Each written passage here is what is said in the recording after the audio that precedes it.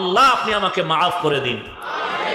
আপনাদের কাছেও ক্ষমা চেয়ে নিচ্ছি। আসসালামু আলাইকুম ওয়া রাহমাতুল্লাহি ওয়া বারাকাতুহু। শিরোনামের বিস্তারিত দেখবেন পুরো ভিডিও জুড়ে। মাওলানা হাফিজুর রহমান সিদ্দিকী সাহেব ভাইরাল একটি গজল নিয়ে তিনি কিছু কথা বলেছিলেন। সো সেই কথাগুলা বলার কারণে তিনি এখন সমালোচনার বস্তু ব্যক্তি হয়ে আছেন। মাওলানা হাফিজুর রহমান সিদ্দিকী সাহেব একটা পক্ষ হয়ে আছেন, অপরদিকে যারা গজলের পক্ষ নিয়েছেন তারা অপর আরেকটি পক্ষ হয়ে আছেন। সো এমনই পরিপ্রেক্ষিতে মাওলানা হাফিজুর রহমান সিদ্দিকী সাহেব তওবা করেছেন, মাপ চেয়েছেন। তার একটা ভিডিও ফুটেজ দেখব এই ভিডিওর মাধ্যমে। চলুন কথা না বাড়িয়ে আমরা মাওলানা হাফিজুর রহমান সিদ্দিকী সাহেবের সেই ভিডিও ফুটেজটি আগে দেখে আসি। তবে সকলের কাছে বরাবরের মতো একটাই অনুরোধ, যারা এই ভিডিওটি কেবলমাত্র দেখছেন এবং চ্যানেলে নতুন এসেছেন, এখনও সাবস্ক্রাইব করেননি, দয়া করে আমাদের চ্যানেলটি এখনই সাবস্ক্রাইব করুন এবং সবার আগে নিত্য নতুন আপডেট পেতে অবশ্যই বেল আইকনে প্রেস করুন। তাহলে চলুন আমরা আগে ভিডিও ফুটেজটি দেখি, তারপরে আমরা বিস্তারিতভাবে কথা বলবো। মুসলমানের সামনে আমি আল্লাহর কাছে তওবা করতেছি, আপনাদের কাছেও দোয়া চাচ্ছি। মুরব্বীদের শানে, বড়দের শানে যদি কোনো কথা অজান্তেও বলে ফেলি, আল্লাহ আপনি আমাকে মাফ করে দিন। আপনাদের কাছেও ক্ষমা চেয়ে নিচ্ছি। আপনারাও দিল খুলে দোয়া করবেন, আল্লাহ আদবওয়ালা বিনয়ী জিন্দেগি দান করুন। বয়ানের ফাঁকে দুই একটা কথা স্লিপিং হয়ে যেতে পারে। সমস্যা আমার মিডিয়ার ভাইরা যেই কথাটা স্লিপ হয়ে যায় এটাকেই মার্ক করে। আর জাতি 2 ঘন্টার বয়ান শুনতে চায় না, সে ওই 2-3 মিনিটের বক্তব্য দিল, গোটা জাতির কাছে সমালোচনার পাত্র হয়ে গেলাম। কথা বুঝেন নাই? আমি মিডিয়ার দায়িত্বে নিয়োজিত আমার যুবক যারা আছেন, কাজ করেন, সবাইকে বলেছি বারবার, আজও বলছি, ওলামায়ে কেরামদের ইজ্জত সাধারণ মানুষের কাছে নষ্ট হয় এমন কোন বক্তব্য যেন হেডিং হয়ে উম্মতের কাছে না যায়।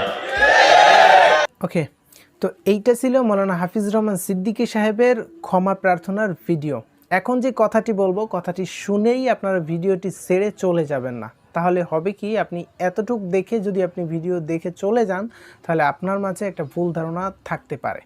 সো আপনাকে আমি অনুরোধ করব ভিডিওটি শুরু থেকে শেষ অবধি পুরোপুরি ভিডিওটি দেখবেন। তারপরে যদি আপনার কোনো মন্তব্য থেকে থাকে সেটি হয়তো আমাদের কমেন্ট সেকশনে কমেন্ট করে জানাতে পারেন। মাওলানা হাফিজুর রহমান সিদ্দিকী সাহেবের যে ভিডিও ফুটেজটি আমরা দেখতে পেয়েছি বা দেখেছি, এটি কিন্তু বর্তমান সময়ের প্রেক্ষিতে বা বর্তমান সমসাময়িক বিষয় নিয়ে এবং ভাইরাল গজল নিয়ে তিনি ক্ষমা চাননি। এই ভিডিওটি হচ্ছে অনেক আগের একটি ভিডিও ফুটেজ, যার কারণে এখন এই সময়ের পরিপ্রেক্ষিতে ভিডিও ফুটেজটি আনা হয়েছে। তবে তিনি এখন ক্ষমা চাননি এবং তিনি ক্ষমা চাইবেনই বা কেন? কারণ তিনি তো তার হকের পথে অটল রয়েছেন, এটা তার ধারণা এবং এটা আমারও ধারণা। কারণ তাকে ভুলভাবে রিপ্রেজেন্ট করা হয়েছে এবং তার সামনে এই গজলটি ভুলভাবে রিপ্রেজেন্ট করা হয়েছে। এই গজলটি একদিকে চরমনায় পীর সাহেবের ছবি এবং হাফিজুর রহমান সিদ্দিকী সাহেবের ছবি এবং অপরদিকে আল্লামা মামুনুল হক সাহেবের ছবি এবং আল্লামা দেলোয়ার হোসেন সাইদির ছবি লাগিয়ে দিয়ে তাদেরকে 2টা পক্ষ বানিয়ে তারপরে তাদের সামনে এটা রিপ্রেজেন্ট করা হয়েছে এবং দর্শকদের সামনে, মানুষের সামনে এটা ভুলভাবে রিপ্রেজেন্ট করা হয়েছে, যার কারণে তাদের কাছে এটা একটা ভুল ধারণা হয়েছে।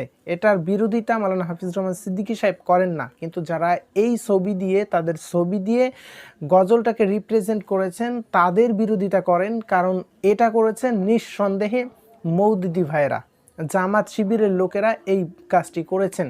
কারণ তারা দেখতে পেয়েছেন তাদের কোনো জনপ্রিয় বক্তা এখন মাঠে নেই। সো তাদের পক্ষ বা তাদেরকে কেউ প্রোভাইড করার কোনো লোক নেই, যার কারণে এখন দেখতে পাচ্ছেন যে সব দিকেই চরমনায়, সব দিকে যেদিকে যাচ্ছেন সব দিকেই চরমনায় রয়েছেন।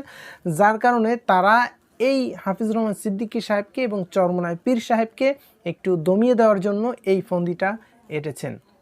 এটা নতুন কোনো ফন্দি নয়, যুগে যুগে এবং সময়ের বিবর্তনে দেখতে পাওয়া যাচ্ছে যে হাফিজুর রহমান সিদ্দিকী সাহেবের নামে প্রতি বছরই ধারাবাহিকতাভাবে তার নামে একটা না একটা রটানো হচ্ছে এবং হাফিজুর রহমান সিদ্দিকী সাহেবকে দর্শকদের সামনে, সাধারণ জনগণের সামনে ভুলভাবে রিপ্রেজেন্ট করা হচ্ছে, যাতে করে হাফিজুর রহমান সিদ্দিকী সাহেবের জনপ্রিয়তা, সম্মান কমে যায়।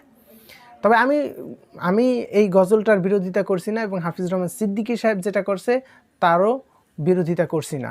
ওকে, তো এই ছিল আমাদের আজকের ভিডিওটি যদি আপনার কাছে ভালো লাগে থাকে অবশ্যই ভিডিওটিতে লাইক দিয়ে দিবেন, আর এই ভিডিওটি অন্যদের দেখার সুবিধার্থে অবশ্যই ভিডিওটিতে শেয়ার দিয়ে দিবেন। আর আপনার যদি এতক্ষণ ভিডিও দেখে কোনো মন্তব্য থেকে থাকে সেটা আমাদের কমেন্ট করে জানাতে পারেন। অযথা ভুলভাল মন্তব্য করে নিজেই গুনারবাগী হবেন না। তো কথা হচ্ছে পরবর্তী কোনো ভিডিওতে, পরবর্তী কোনো ইস্যুতে। আজকের মতো এখানে বিদায়। আসসালামু আলাইকুম ওয়া রাহমাতুল্লাহি ওয়া বারাকাতুহু।